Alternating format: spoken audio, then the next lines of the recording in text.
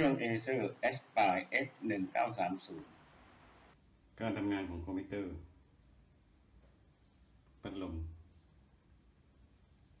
จะหยุดการทำงานทั้งระบบเมื่อเปิดได้สักพักหนึ่งเสียบปลั๊กไม่ใช่เสียบปลั๊กon power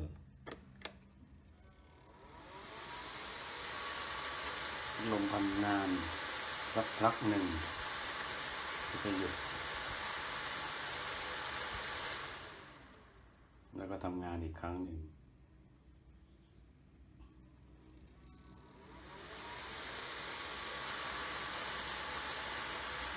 จะเป็นรูปแบบไซเคิล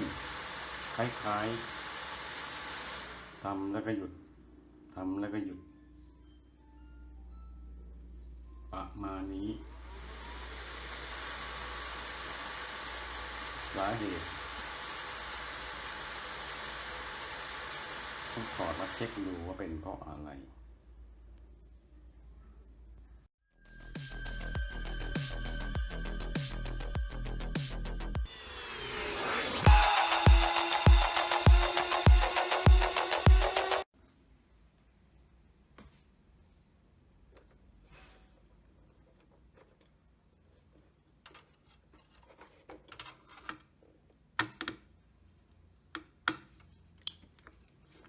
ถอดพัดลม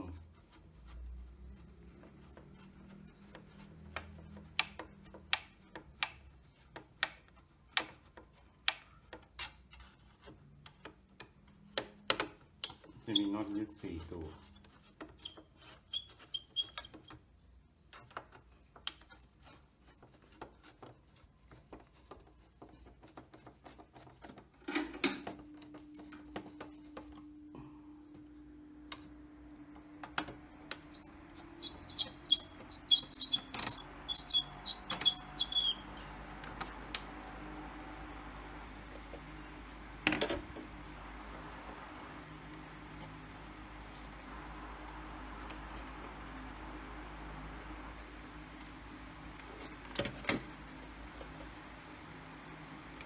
จะถอด CPU ที่ส่วน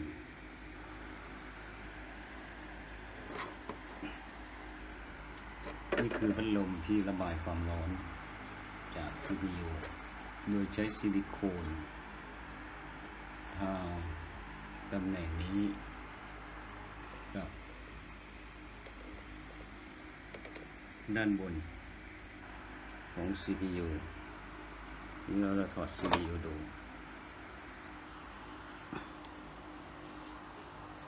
CPU จะมีตัวล็อกอยู่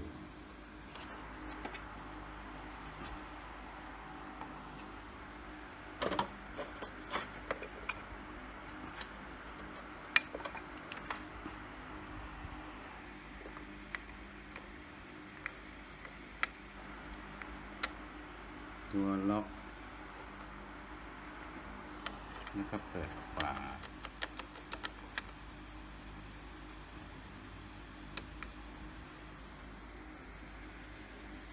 ที่เห็นคราบฝุ่นขม่าจุดนี้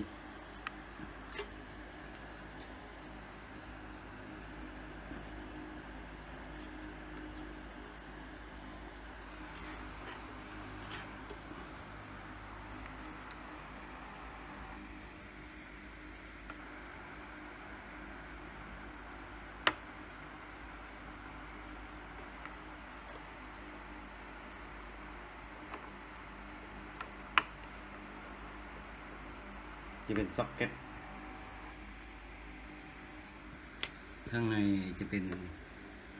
ขาของซ็อกเก็ตนี่คือหน้าตาของ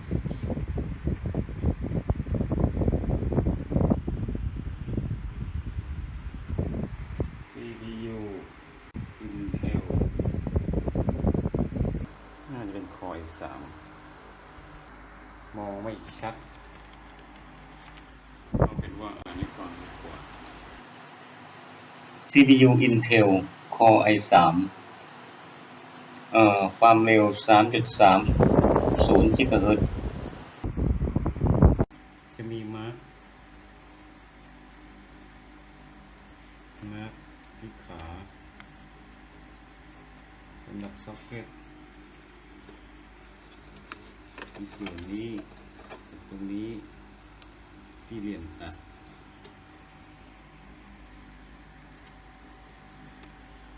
ที่นี่เราใส่เข้าไปจากการทำความสะอาดแล้วใส่เข้าไปดังเดิม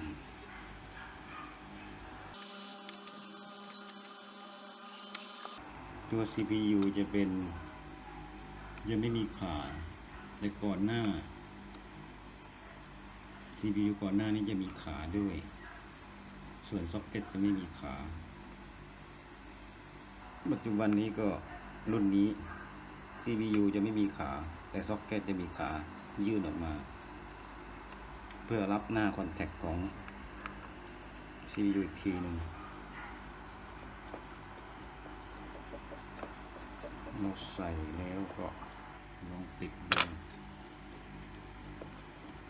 แล้วก็ล็อก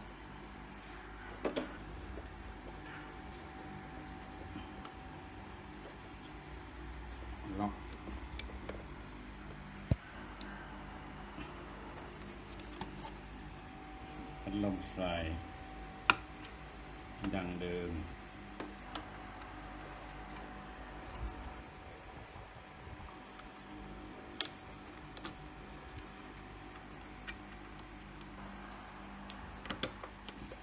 ขาน็อตยึดพัดลมต้องให้ตรงกันจากนั้นขัน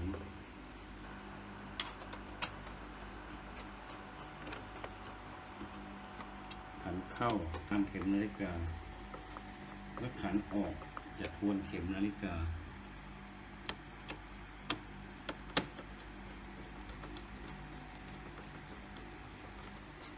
บางสิ่งบางอย่างการขันเข้ากันออกจะกับกันอย่างเช่นหัวแก๊ส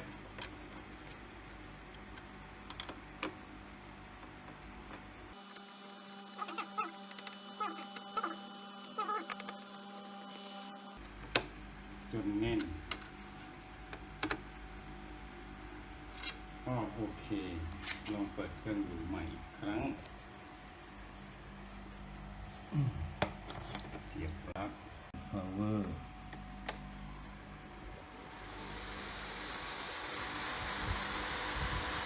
จะเป็นที่ CPU หรือเปล่า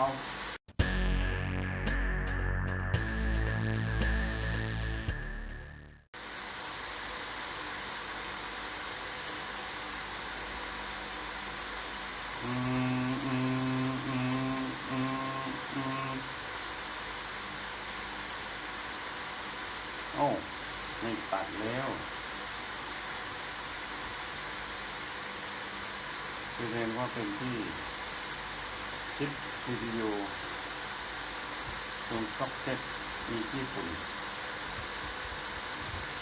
ทำให้การทำงานต่างๆบกพร่อง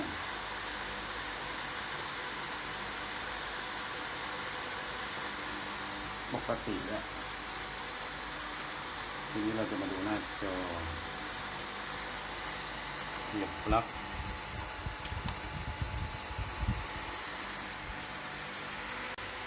ตัวนี้จะเป็นมอนิเตอร์เราก็จะมาเสียบดูว่าใช้ได้ไหมอันนี้จะเป็นเขาเรียกพอร์ต IS 323ที่ดูหน้าจอโอเคหน้าจอขึ้นแล้ว ทีนี้จะฟ้องว่า CMOS Data Time Non Set Please F2 Order ก็คือต้องกด อในส่วนของคีย์บอร์ดอันนี้คีย์บอร์ดไม่ได้เสียบคีย์บอร์ดเมาส์ไม่ได้เสียบทีก็ต้องเอาคีย์บอร์ดมาเสียบจะมีมาร์กมาร์กจุดนี้กับบนเสียบชื่อเข้าไปโอเคแล้วกดF2 ปึ๊บ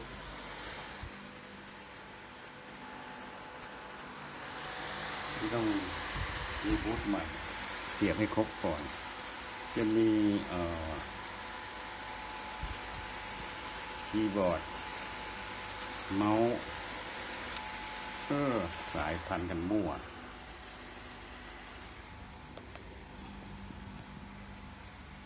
เมาส์จะเป็นแบบ USB เสียบ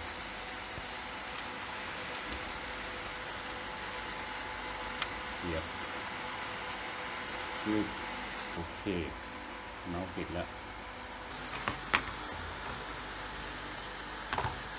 ทีนี้ก็ปิดเครื่อง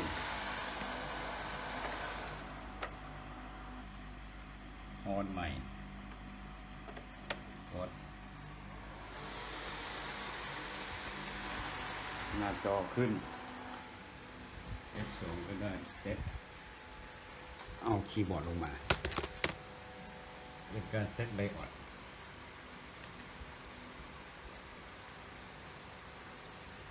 F2 เป็นการเซตไบออดทีนี้เราไม่เซตอะไรเพราะมีการเซตไปแล้วก็ออกเมาส์กดเยสออกปุ๊บก็จะรีบูตใหม่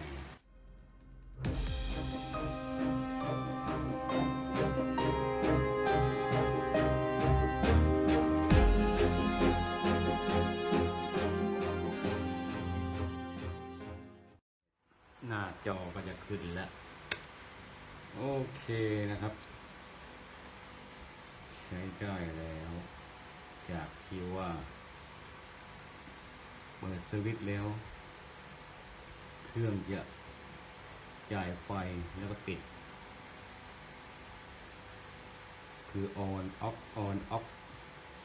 พูดง่ายๆโอเคจบทีนี้ปิดเครื่องพอปิดเครื่องระบบจะชัตดาวน์เองหรือว่ามีการกดชัตดาวน์หน้าจอดับแล้วตรงนี้วิดีโอกำลังประมวลผลแล้วก็จะดับไปเองเนี่ยตอนนี้ก็ดับไปแล้วนะครับเปิดเครื่องใหม่กด power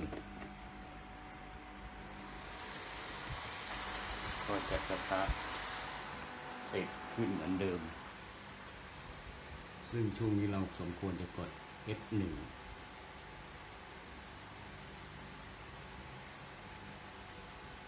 แล้วเครื่องก็จะบูตวินโดว์ขึ้น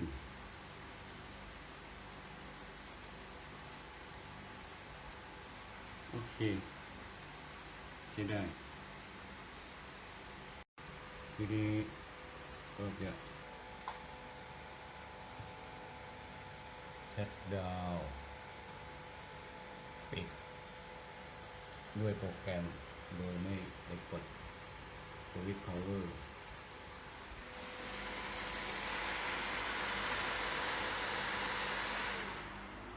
เครื่องก็จะดับ